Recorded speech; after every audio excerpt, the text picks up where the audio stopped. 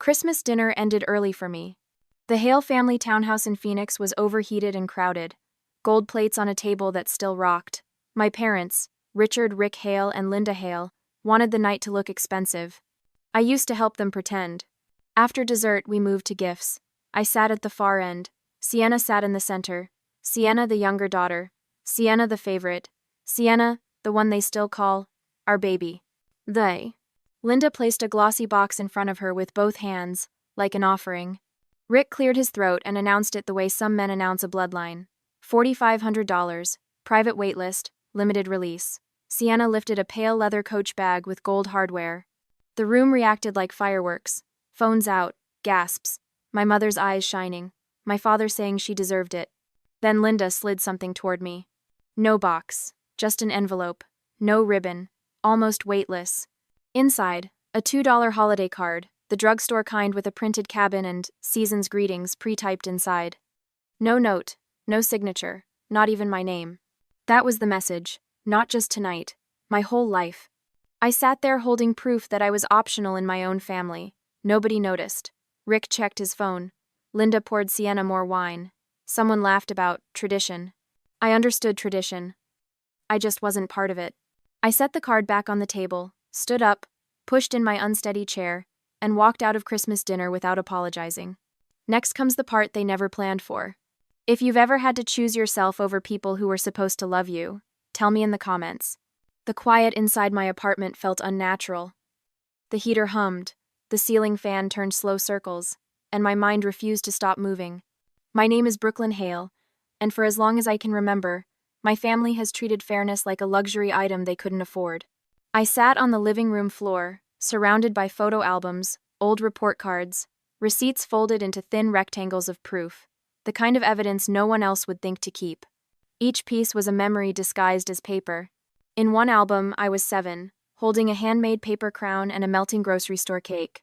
Beside me, my parents smiled politely, as if attending someone else's party. The next photo was 3 years later, Sienna Hale's birthday. Same living room, but the entire space transformed balloons, catering trays, matching dresses for Mom and Sienna. A magician hired just for the afternoon. I remembered the sound of laughter that day. It wasn't mine. At 11, I learned that praise had limits. Straight A's earned a nod from Dad, maybe a "good job, kiddo." When Sienna painted stick figures, Linda framed them above the mantel and called them artistic promise. I learned early how small I had to become to fit inside their expectations. High school brought sharper lessons. Mom joined the PTA for Sienna's middle school but never once attended my debate tournaments. Dad said he was busy with contracts. Every medal I earned gathered dust on my shelf, each one a silent argument I kept losing. Sienna joined cheerleading, and they bought her a camera, a laptop, new shoes for school spirit. I learned to stop asking for anything. College exposed the imbalance in numbers. I was awarded a full scholarship to Arizona State. My parents congratulated themselves for raising a self-sufficient daughter. Sienna applied to a private design school in Los Angeles. Tuition higher than my annual income now. They paid in full. When I took a part-time job at the library, Linda told her friends I liked staying busy. When Sienna failed 2 classes, they called it creative burnout. Love was elastic for her and conditional for me. After graduation, I rented a 1-bedroom apartment near downtown Phoenix. It wasn't much, but it was mine. I visited home occasionally holidays, birthdays, the obligatory Sunday dinners where the air was always heavy with unspoken rankings. I brought gifts I couldn't afford, perfume for Linda, a monogrammed wallet for Rick, an art book for Sienna. Every time, they thanked me with distracted smiles, too busy admiring what Sienna had just posted online. My gifts vanished somewhere in their house, like evidence they didn't want displayed. I remember one afternoon vividly. Aunt Carla, Mom's older sister, pulled me aside while Linda gushed over Sienna's new apartment. Her voice was quiet but certain. "You've always been the dependable one, Brooklyn." They confuse independence with invisibility. At the time, I didn't fully understand, but the words stuck like a pin in fabric. Dependable, invisible, 2 sides of the same label. I kept working, paying bills, saving small amounts, convincing myself that one day they'd see me. The truth was harder. They already saw me. They just didn't look long enough to remember. When I scrolled through Sienna's social media, I saw the highlights of her sponsored life brunches, new shoes, vacations tagged with our parents. I wasn't jealous of the things, just the attention attached to them. They loved proximity to her brightness. With me, it was as though I absorbed too much shadow. Once, during a family dinner years ago, Dad raised his glass and said, "To Sienna, the future of the Hale name." I laughed it off, pretending the comment was harmless. But later that night, I realized no one had ever toasted to me. Not once in 3 decades. You start to believe your background music present, but forgettable. The documents on my floor told the same story. Tuition checks, car payments, receipts for Sienna's international summer programs, and my own student loan statements beside them. 2 parallel lives under one roof. Same parents. Different rules. Even the language they used betrayed it. When Sienna succeeded, they said, "We're proud." When I did, they said, "You did great." Pride was a family event for her, a solo performance for me. As I sifted through the pile, the air grew thick with old dust and realization. Every holiday, every choice, every overlooked gesture formed a pattern too precise to ignore. It wasn't malice, it was a hierarchy disguised as love. And I had accepted it for years, calling it patience. I thought about the Christmas card still in my purse. It wasn't the price that hurt, it was the clarity. That card had been the final receipt in a lifelong transaction where I always paid more and received less. I began labeling the photos with sticky notes. Evidence of dismissal. I wrote under the picture from my high school graduation, where only Aunt Carla looked directly at me. Emotional audit. I scribbled across another showing Sienna's college move, in day, surrounded by gifts and balloons while I held the camera. For the first time, I was archiving my own erasure. Somewhere between the stacks, a thought crystallized. I couldn't keep waiting for them to balance the scales. They had built the scale to tip. That night, I poured a glass of water, sat by the window, and let the city hum fill the silence. The desert sky stretched wide and merciless, the stars sharp as truth. I realized I had been auditioning for a role I would never get, the daughter they could brag about, not the one they leaned on silently. It was never about love, it was about narrative. They needed a story where one daughter sparkled and the other survived quietly. I had performed my part too well. If equality was something I wanted, I'd have to stop showing up for inequality. I closed the last album, stacked the papers neatly, and whispered a promise to myself, a quiet vow no one else would hear. This time the evidence would lead somewhere different. The calendar turned quietly, but I could feel the shift. I stopped counting weeks since Christmas. Instead, I began counting breaths. Every morning before sunrise, I sat on the floor with my coffee and whispered the smallest prayer I knew. Please let today feel mine. My name is Brookelyn Hale, and for the first time in my life, I wanted to belong to myself. It started with silence. I stopped filling the hours with noise. No music, no phone calls, no scrolling through Sienna's online life. The quiet was uncomfortable at first, like wearing a new skin, but it was honest. I needed honesty more than comfort. I signed up for a pottery class at a studio 2 blocks from my apartment. The instructor said clay remembers the pressure of your hands. I wondered what it meant that every bowl I shaped leaned slightly to the left. Imperfect, but mine. The same week, I scheduled therapy sessions after work. My therapist asked what I wanted out of all this. I said, less permission, more peace. At work, I began noticing how small gestures could rebuild a person. My colleague Adrienne Flores, the new program coordinator, always greeted everyone with a kind of calm energy I didn't trust at first. I had learned that kindness usually came with conditions, but Adrienne never asked for anything in return. He complimented my lesson plans, shared coffee during long meetings, and once left a note that said, "You explain things in a way people can feel." No one had ever described me like that. I wasn't falling for him. I was falling for the version of myself that felt safe around him. The changes were subtle. I started cooking instead of ordering takeout, buying groceries that didn't expire from neglect. I took evening walks through the neighborhood, watching the desert sky shift from orange to violet. Every time I reached the corner store, I whispered, "You made it another day," without shrinking. People at work began noticing too. "You seem lighter," someone said in the break room. I just smiled. They didn't know the weight I had been carrying was never mine to begin with. I kept my distance from my family. The silence stretched long enough that even Mom noticed. The first message came through email. "Hey sweetie, are you okay? We haven't heard from you. Sienna misses you." I stared at it for a full minute before closing the screen. The second email was sharper. "You've changed. Don't forget who you are." That one made me laugh, not out loud, but the kind of quiet exhale that feels like victory. I hadn't forgotten who I was. I was finally meeting her. In therapy, I talked about guilt, the thick, invisible thread tying me back to the Hale family. My therapist said guilt is just loyalty to the wrong version of yourself. I wrote that in my notebook, underlined it twice. For years, I believed love was proven by endurance. That to be a good daughter meant surviving small wounds gracefully. But healing isn't grace, it's rebellion. Saturdays became sacred. I'd light a candle, open the windows, and let the desert wind move through every corner. Sometimes I read poetry. Sometimes I just sat still. Stillness used to terrify me. Now it felt like evidence of change. One afternoon, Adrian asked if I wanted to join him at a local art fair. He said he'd seen some pottery displays I might enjoy. I almost said no. My instinct was still to hide from attention, from being visible. But then I remembered the bowls leaning to the left, the proof that imperfection didn't disqualify beauty. I said yes. Walking through rows of handmade art, I realized people here celebrated flaws: the fingerprint left in glaze, the uneven rim. Things my family would have called mistakes were the very marks that made each piece unique. Adrian stopped by a table, held up a cup, and smiled. "Look at this one," he said. "You can tell whoever made it was paying attention." I didn't respond. My throat felt full. For the first time, I wondered if I had ever allowed anyone to see me paying attention to life, to small moments, to myself. That night, when I came home, I noticed my reflection in the kitchen window. My face was the same, but softer. The kind of softness that comes from letting go, not giving up. There were still moments of doubt, days when I'd reach for my phone, half expecting another email, half afraid there wouldn't be one. The absence of chaos can feel like loss when you've been raised inside it. But each time I came back to the same thought: peace doesn't need witnesses. By late March, my apartment had changed too. Plants I used to forget to water now thrived in sunlight.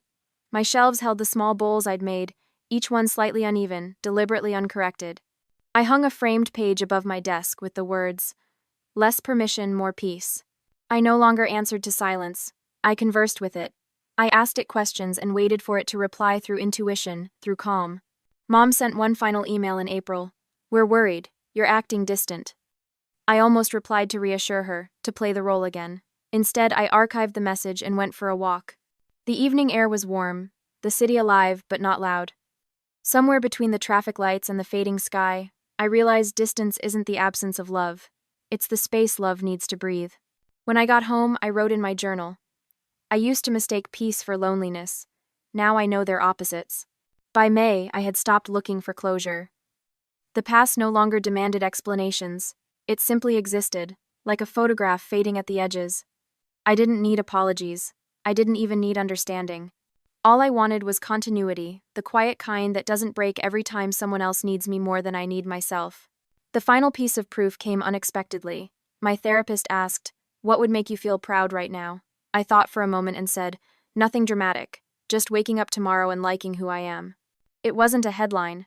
It was peace, the kind you earn quietly after years of internal storms. That night, I stood by the window again, the city lights reflecting across the glass. For the first time in decades, I wasn't waiting for anyone's approval to feel whole. I whispered to my reflection, as if reminding it of a contract already signed. This time, my peace isn't negotiable. Summer heat settles differently in Phoenix. It does not arrive politely. It presses against the windows, sneaks through the blinds, sits on your chest and waits for you to surrender. I had learned not to surrender.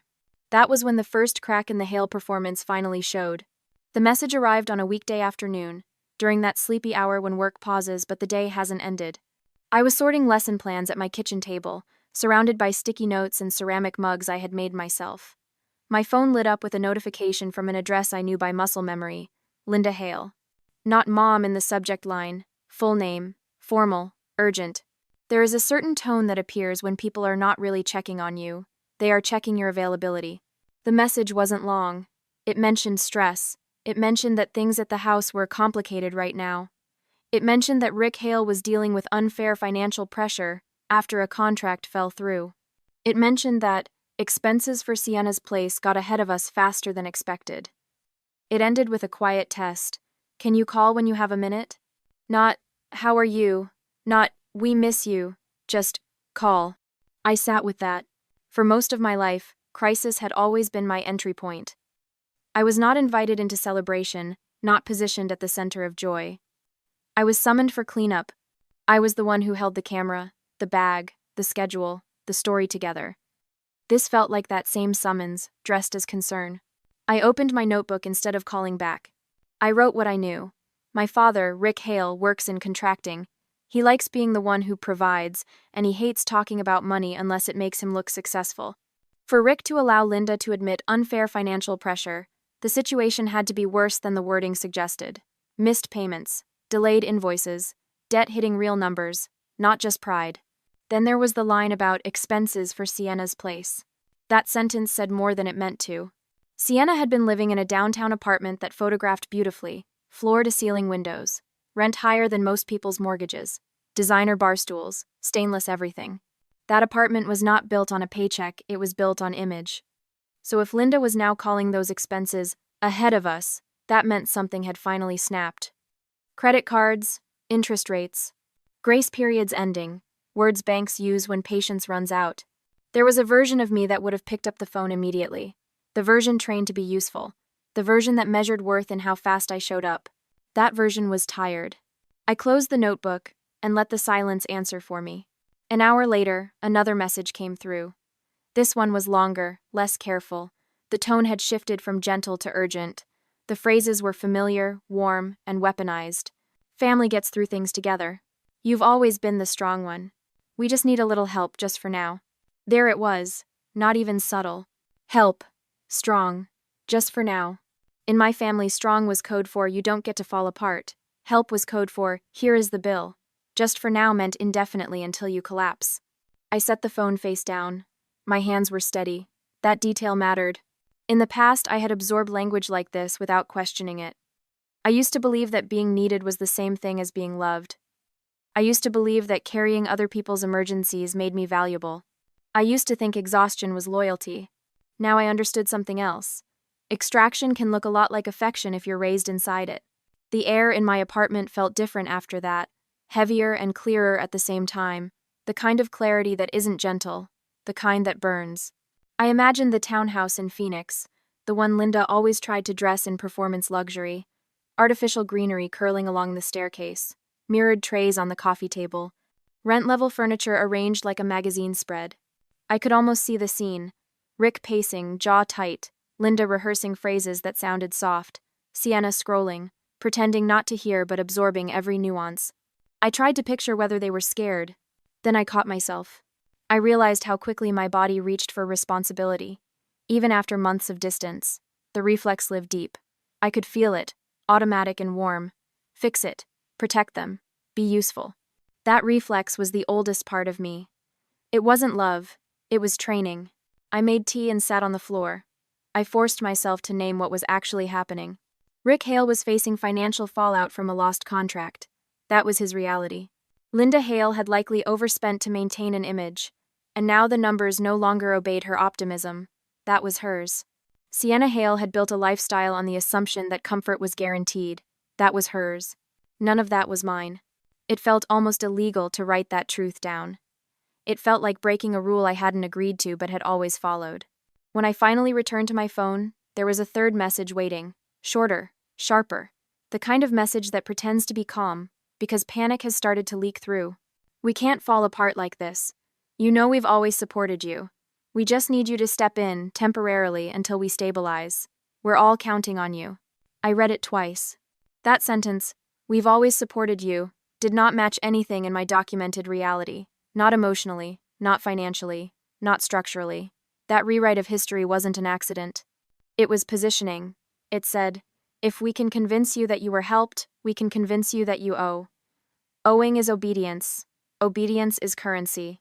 This was not a request. It was an invoice disguised as memory. I thought about the version of me they believed still existed, the dependable one, the quiet fixer, the daughter who rearranged her own needs so no one else had to feel discomfort for more than a moment. That girl had been real. She had kept them afloat more than once. She had swallowed resentment like vitamins. She had smiled through unease. She had clapped for things that quietly erased her. She did not live here anymore. I exhaled slowly and felt something shift in the center of my chest. Not anger. Anger is bright and fast. This was cooler, heavier. It felt like a door locking. I understood the full equation for the first time. My value to them had never been about who I was. It had always been about what I could absorb. Absorb the oversight, absorb the disrespect, absorb the imbalance, absorb the blow when consequences arrived. They weren't reaching out because they missed me. They were reaching out because, for the first time, the impact had landed on them instead of on me. There is a kind of power in watching that shift. It is not joyful, it is not pretty. It does not taste like revenge the way movies sell it. It tastes like distance, clean and bitter and necessary. The phone buzzed again. This time it wasn't Linda. It was a number I knew belonged to the house line. I pictured the kitchen where that phone sits, near the fridge, under the calendar, next to the drawer that holds coupons and batteries and pens that barely work. I could see Linda standing there, one hand on the counter, stress gathering in her shoulders. I could see Rick nearby, listening, pretending not to listen. I could imagine Sienna on the sofa, pretending this conversation was beneath her, while calculating what it meant for her rent. I let the call go unanswered. That action felt louder than shouting. After the call ended, I walked to my bathroom mirror and studied my face, checking for guilt. I expected to see it. It has lived there for so long. Guilt usually shows up before I do. But the only thing in my reflection was steadiness. Not relief yet, just steadiness. I realized something that startled me with its simplicity. Saying no to being used is not cruelty. It is self-respect. That truth felt dangerous. I liked how it felt anyway. Night settled in slowly. The air held that particular desert warmth that never fully cools. Streetlights stretched across the blinds and painted soft bars of amber onto the wall. My apartment felt small but controlled. Every object, every decision, chosen by me, paid for by me, answerable only to me. I understood then why Linda called it distant. From where she stood, it must have looked like abandonment. From where I stood, it was the first healthy distance I had ever had. Before I went to sleep, I opened a blank page in my notebook and wrote 3 sentences. I am not an emergency fund. I am not a backup plan. I am not responsible for saving people who never learned how to stand without leaning on me. I closed the notebook and set it on my nightstand, next to a small dish holding the rings I wear to work and the keys to my apartment, my life. The next step would not be pretty. The road back to the Hale house was shorter than I remembered. Distance, I learned, isn't measured in miles but in meaning. The sun was low when I parked outside. The neighborhood looked almost artificial, lawns too green for desert soil, driveways polished, everything pretending to be stable. The same porch light flickered near the front door. The same ceramic angel watched over the walkway, cracked wings held together by glue. Some things never learned when to stop trying. The air smelled of lemon cleaner and denial. I hadn't planned to come. My hands were steady on the steering wheel until I saw the curtains move. For a brief second, the old rhythm came back, my heartbeat matching the pulse of obligation. Then I turned the engine off and listened to the silence swallow it whole. When I rang the bell, Linda Hale opened the door with a smile rehearsed to look effortless. It was too wide, too bright, too late. Behind her, the house looked familiar but smaller, as if my absence had stolen its symmetry. The living room still wore its curated elegance. White furniture no one was allowed to sit on, candles that had never been lit, family photos where everyone was smiling but no one was truly there. Rick Hale stood near the mantel, holding a glass that was more posture than drink. His tie was loosened, his face tired in a way pride couldn't disguise. Sienna Hale sat on the couch, phone in hand, eyes flicking between me and the invisible audience on her screen. If this were years ago, I might have said, "It's good to see you." But politeness is just another tax paid by the quiet. No one spoke first. The air carried its own script. I could feel their questions forming before their mouths caught up.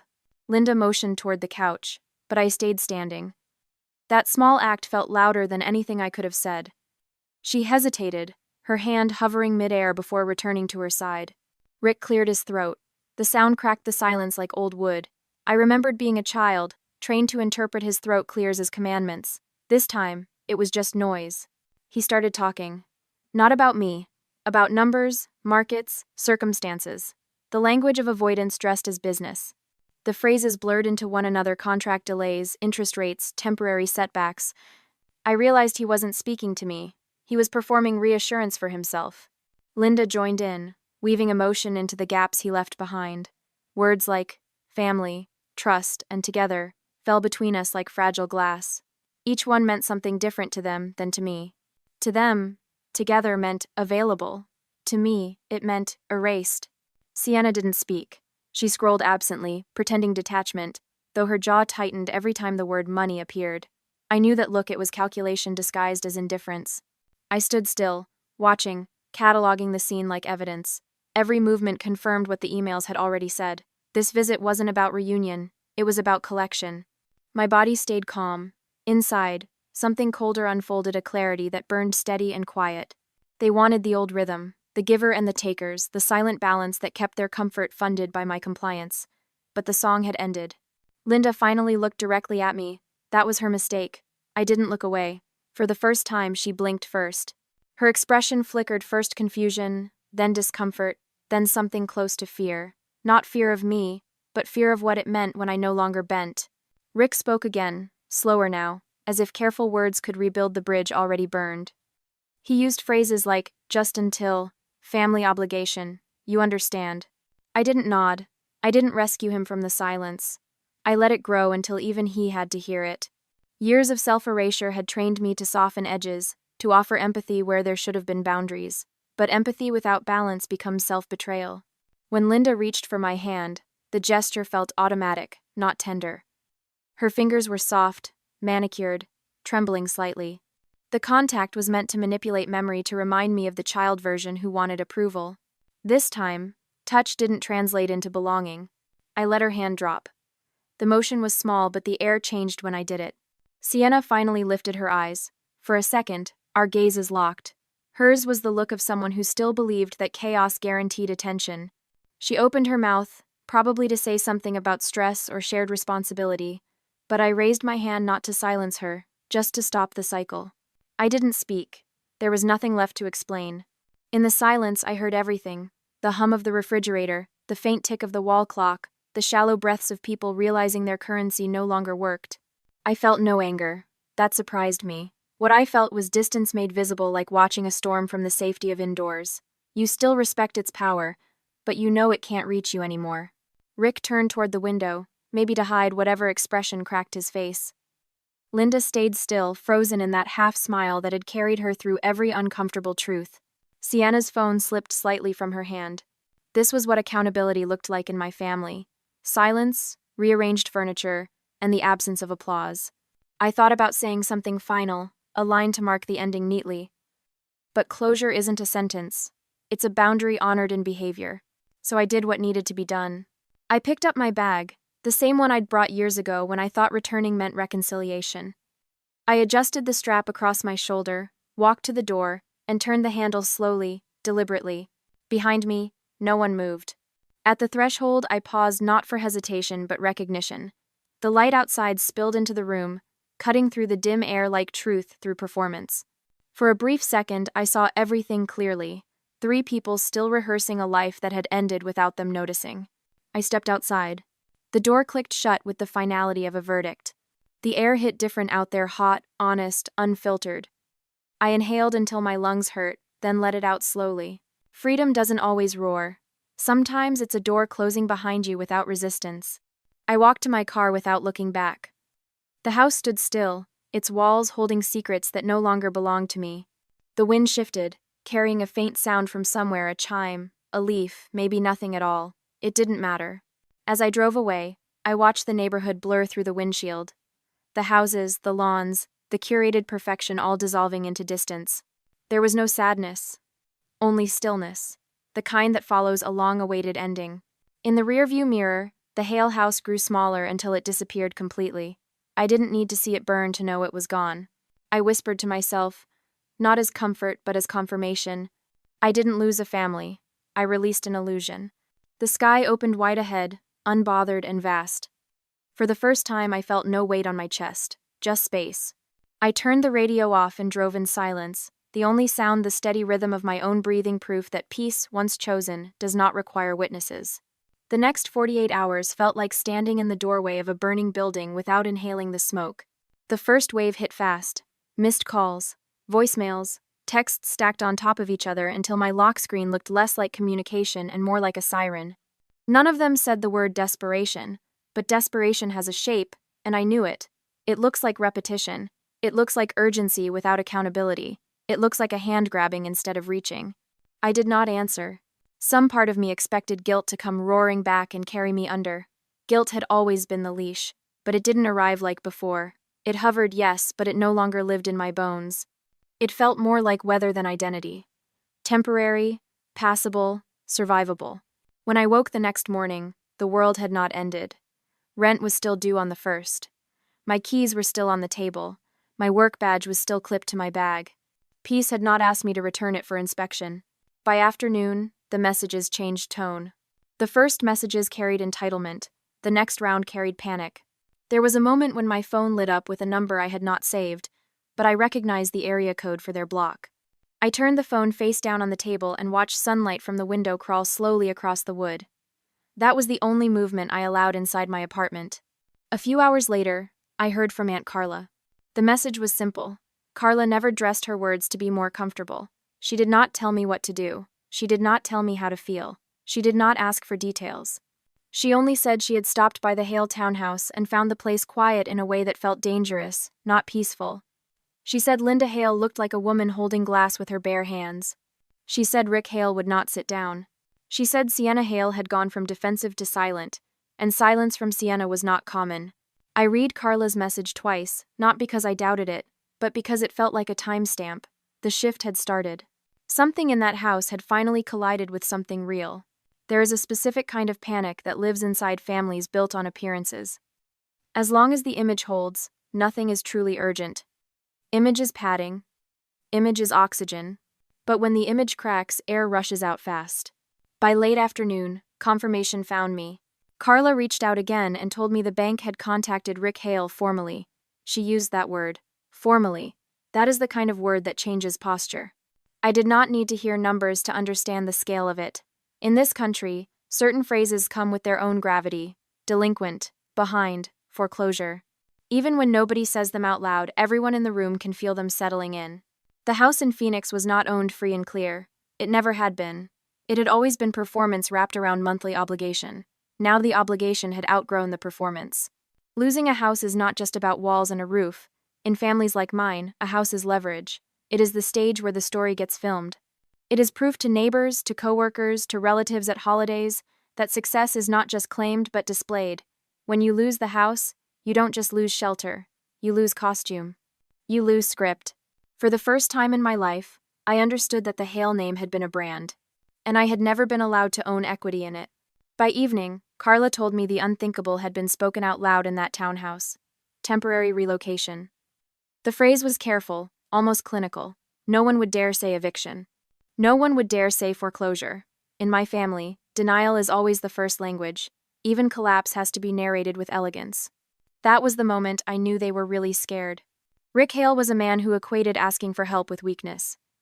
If Rick was now looking at rental listings in neighborhoods he used to call unsafe, then reality had not just tapped on the window.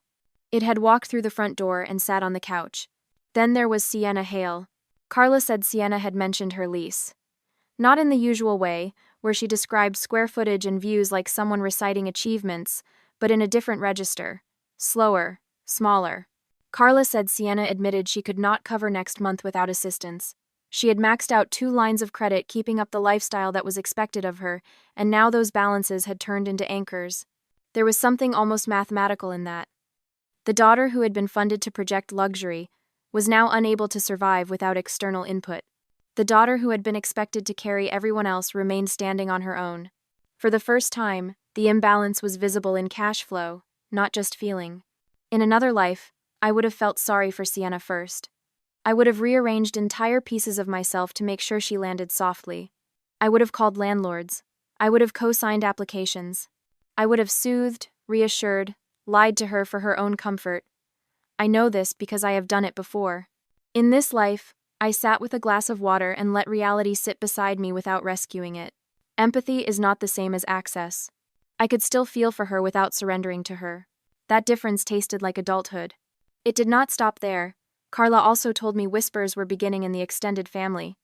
Reputation had always been a currency at gatherings. Linda was known for retelling selective versions of events until her version became accepted fact. Rick was known for talking about work in a way that made it sound important even when it wasn't. Sienna was known as the bright, gifted youngest, headed for some glamorous future. I had been known, when I was acknowledged at all, as stable, quiet, reliable. Those myths had started to break. Carla said relatives were now asking questions out loud. Why is the responsible one never invited when things are good, but always expected when things are bad? Why was there never a fund for emergencies if so much money was supposedly flowing? How did a perfect household slide this fast? In my family, questions like that are worse than debt. Money problems can be hidden, narrative problems cannot. I realized something clean and sharp in that moment. For years, the only person who had to carry the cost of their fantasy was me. Now, finally, the cost had reached them. That was not joy. I will not lie and call it joy. It was, however, relief. The next morning, I contacted HR at work. It was not a dramatic email. I did not offer details. I did not explain family history or emotional context. I did not write about favoritism or imbalance or the way financial pressure can turn into harassment disguised as love.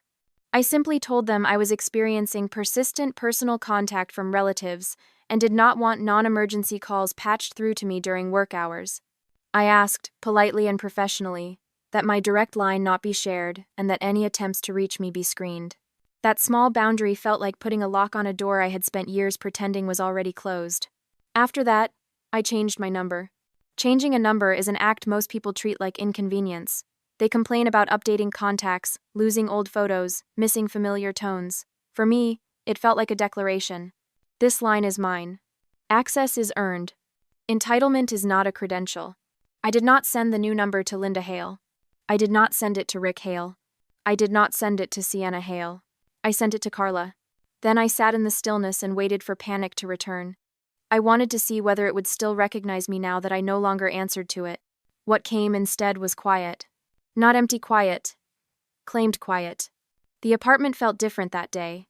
Sunlight moved across my walls like something I owned, not something on loan. The air felt clean. My body felt heavier, but in the way a body feels heavier when you finally stop bracing for impact. Muscles unclench. Breathing evens. You realize how much of your life was spent in a constant flinch.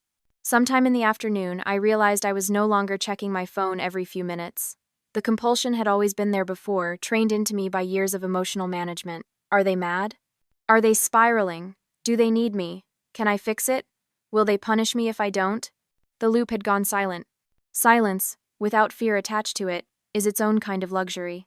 That night, I sat at my kitchen table with a small notebook and wrote down what had actually happened, stripped of story, stripped of excuses.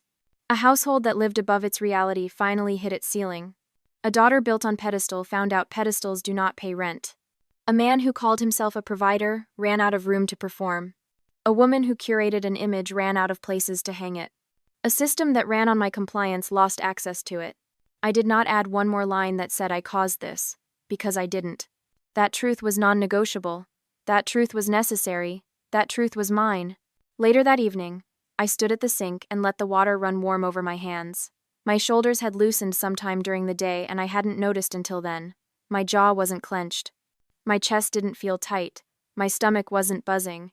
The absence of adrenaline felt almost like floating. I understood something very clearly in that moment. Leaving that house was not betrayal. Staying would have been. Staying would have meant funding the same machine that had turned me into backup infrastructure. Staying would have meant agreeing, again, that my only worth was in what I could absorb. Staying would have meant paying, with my own stability, to keep their story alive. I will not finance my own erasure. There are people who hear that sentence and call it selfish. Those are never the people who were being erased. Before I went to bed, I powered down my phone and placed it face down in a drawer instead of on the nightstand. That felt symbolic. My nervous system did not have to sleep with a weapon anymore. I lay there in the dark, listening to the air conditioner hum, and let myself feel everything without editing. Grief, yes. Anger, a little. Mourning for a version of family I never actually had but kept alive in my head because I needed to believe it was possible. Relief most of all. Not happiness. Not triumph. Relief. It is hard to explain relief to someone who has never lived for years in second place and been told to be grateful for the ranking. Relief is the first full breath after you realize you are allowed to stop competing for love that was never being offered, only rented. The next day I woke up lighter. That is how I knew the separation was real. The part that comes next belongs to me. A year passes quietly when no one is chasing you anymore. I did not plan to measure it, but my body did. Muscles unlearned tension. Breathing turned from survival to rhythm. Even silence changed texture. It stopped sounding like absence and started feeling like room. The apartment remained the same, but I was not. The first few months, I still moved like someone who expected the floor to collapse. I checked locks twice, emails 3 times, bank accounts daily. Then, one morning in late spring, I realized I had gone a full week without scanning for emergencies. That was when I knew healing was not dramatic. It was mundane. It was the way light returned through the window without me needing to earn it. I started saving small pieces of my day, scraps of time that used to belong to other people. 10 minutes with coffee and no noise. An hour in the park. Evenings spent making something with my hands again. Clay, fabric, slow work that taught me patience instead of urgency. There was no applause for these things. That was the point. Sometimes I thought about Rick Hale and how much of his life had been built around being seen as steady.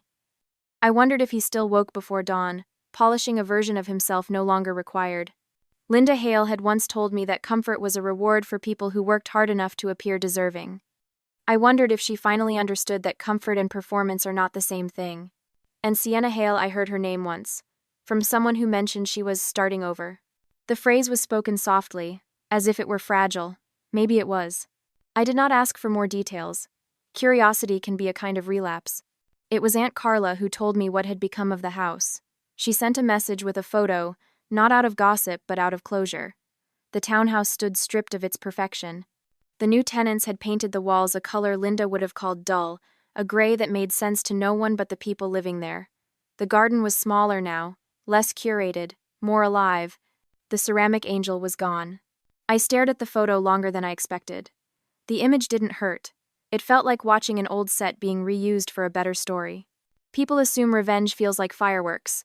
It doesn't. It feels like distance that finally makes sense. It feels like understanding you no longer need proof of what happened. The truth already did its job. One afternoon, a small envelope appeared in my mailbox. The handwriting was unfamiliar, tight, nervous. Inside was a single folded paper, no return address, no greeting. A payment receipt torn at the edge, $2. A handwritten note at the bottom, "You left this behind." I did not need to trace the handwriting to know it was from Sienna Hale. I sat at my table, holding the paper between my fingers. The ink had smudged slightly, like someone had tried not to cry but failed halfway. There was no apology, no manipulation, no story, just $2 and a sentence. A year ago, that gesture would have been bait. A door cracked open, an invitation back into orbit. Now it was only information, a confirmation that I had left something behind and that she had noticed. $2. That was the price of something small, maybe a coffee, maybe nothing, but I thought about it for a long time. Freedom always costs something. Sometimes it costs your reputation, sometimes your family, sometimes your peace before you can buy it back. For me, the receipt said it out loud. My freedom had cost $2 and everything else that once demanded more. I folded the note once, neatly, and placed it in the drawer where I keep receipts for utilities, rent, and things that matter in real life. It belonged there, among ordinary things. I did not frame it. I did not burn it. I simply let it exist as evidence that I had finished paying. Weeks passed. The seasons turned again, quiet and exact. I went back to work, earned a promotion, not because I chased it, but because I had stopped apologizing for being competent. I bought a small car, learned to drive with the windows down, hair messy, no audience.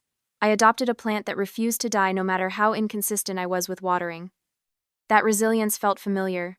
On weekends, I drove to a thrift market downtown, rows of forgotten things, tables full of lives that had changed owners. Sometimes I saw objects that reminded me of the old house, a vase, a mirror, a silver frame. I never bought them. I had learned the difference between nostalgia and possession. Nostalgia wants you to touch what once hurt you. Possession makes you repeat it. One Saturday, while paying for a stack of secondhand books, the cashier handed me my change, 2 crumpled dollars. I looked at them and smiled without meaning to. The moment was small, almost absurd, but it anchored the truth again. The cost was paid, the lesson stayed. That night, I sat by my window and watched the city lights scatter across the sky. Somewhere out there, people were still building stories to survive their own homes. Somewhere, someone was being told that love requires endurance, that loyalty means silence, that boundaries are betrayal. I wished I could tell them what I learned. Endurance without reciprocity is slow disappearance. I can't rewrite what happened, but I can refuse to carry it. That is what freedom means. Not escape release. Not revenge clarity. Sometimes I imagine what they tell others about me now. Maybe I'm selfish. Maybe I'm cold. Maybe I'm the reason things fell apart. People need a villain to keep their stories symmetrical. I used to fight to correct the record. Now I let silence do the editing. If anyone asks me, I tell them the truth. I don't hate them. I don't love them either. I understand them. And understanding is the opposite of belonging. In another timeline, maybe reconciliation could exist. But in this one, peace came from the absence of expectation. A year later, I have learned that freedom is quiet. It doesn't announce itself. It doesn't need witnesses. It sits beside you at breakfast and asks nothing in return. Every so often, I open that drawer, see the folded receipt, and feel a faint reminder not of pain, but of precision. The universe has a way of balancing accounts.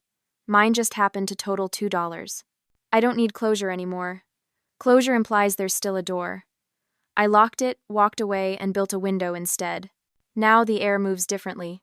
And for the first time in my life, I'm not waiting for anyone to open the door from the other side.